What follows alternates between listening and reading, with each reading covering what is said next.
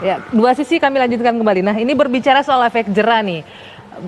Saya mau ke Bung Pigai. Ini jeratan apa pasal hukuman mati ini? Ya. Tadi pertanyaannya bisa memberikan efek jera atau tidak. Nah, mau nggak mau ini jadi opsi dari kata KPK. Ya, saya jernihkan dulu tadi perdebatan yang sifatnya sangat teknis ya, sangat teknis tentang proyek. Jadi begini, yang pertama kita harus lihat bahwa perbuatan Menteri Sosial itu tindakannya apa? Masuk dalam kategori suap atau kategori kerugian negara.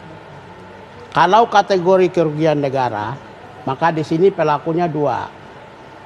Kan di sini ada 10.000 pemotongan dari 5 triliun itu atau dari 300.000 per paket ya.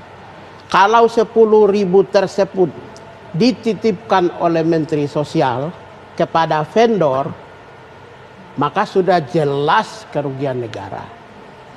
Kalau dia kerugian negara maka pasal 2. Jelas ya.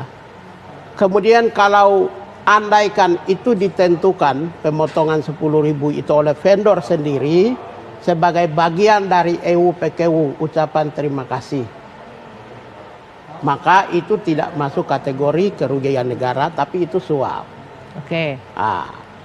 Suap itu masuk dalam kategori nama trading in influences. Nah, poin yang ingin disampaikan apa? Setuju nggak nih dijerat Karena dengan itu hukuman mati? kita tidak boleh ini? berdebat hal-hal yang sangat teknis. Menjadi persoalannya KPK telah menentukan lokalisir pada suap. Oke. Padahal kemungkinan dua itu kemungkinannya terbuka. Kerugian negara dengan menjerat pasal yang tadi disebut 2 maupun juga pasal suap. Tapi KPK sudah menentukan suap.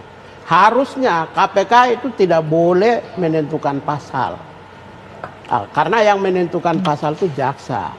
Setelah hasil penyelidikan dan penyidikan. Oke, sebentar. Itu yang pertama. Mumpung masih disampaikan ada Bung Ali Fikri, boleh ditanggapi sedikit Bung Ali Fikri, harusnya KPK tidak langsung melokalisir di pasal 12 atau pasal suap. Saya kira bukan demikian ya Mbak Anggia ya. Jadi ini bukan persoalan melokalisir atau tidak gitu ya. Tapi kita kan berbicara mengenai bukti permulaan yang cukup saat kemudian tangkap tangan gitu ya. Unsur-unsur pasal yang memungkinkan saat itu adalah pasal-pasal suap gitu. Ditambah dari pasal 12I di permulaannya. Tentu ada peran perbuatan dari para tersangka termasuk Pak PJB ini selaku menteri terkait dengan nanti kemudian 2 orang stafnya tadi itu yang pejabat pembuat komitmen MJS dan AW gitu. Nah, di situ saya duga KPK itu sengaja membantu itu. Saya punya dugaan ya, sengaja membantu untuk meringankan hukuman kepada Pak Menteri. Itu tuduhan serius itu? Dugaan. Saya kira begini, Mbak. Saya kira terminologi membantu itu tidak tepat ya. Sebentar, kita kasih KPK untuk memberikan klarifikasi. Alam. Jadi ini jadi ngacau bencana. Bung Pigai, sebentar, kita kasih kesempatan sebentar Bung Ali Fikri. Ini bukan dua sisi lagi. Saya perlu luruskan ya. Saya kira perlu luruskan ini. Tidak ada kemudian KPK membantu begitu ya. Ini murni penegakan hukum yang pertama. Yang kedua adalah karena kita adalah aparat penegak hukum, tentu berbicaranya kacamata hukum. Bukti permulaan yang cukup itu sudah pasti dimiliki oleh KPK.